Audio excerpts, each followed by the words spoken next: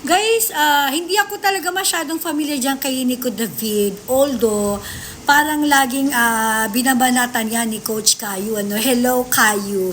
Kaya lang kasi, natatawa ko dun sa sinabi niya na kung may impeach daw, okay, si Vice President Sara, si Leni Robredo, ang mananalo bilang presidente kung tatakbo ito sa 2028. So, it's not Riza. It's not John Vic Remulla. It's Leni Robredo.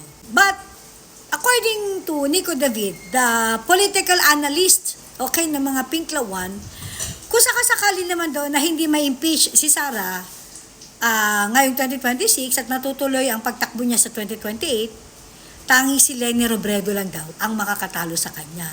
Well, let's see. Let's see. Nakaka-excite. Labanan na naman ito ng Duterte at saka ng mga Pinklawan. Tapos, i-educate na naman tayo ng mga Pinklawan. Ito na naman sila sa Let Me Educate You. So, abangan na lang natin. Tingnan natin si Guanzon. Si Rowena Guanzon, kung saan siya mangangampanya. Mangangampanya ba siya for Leni or for VP?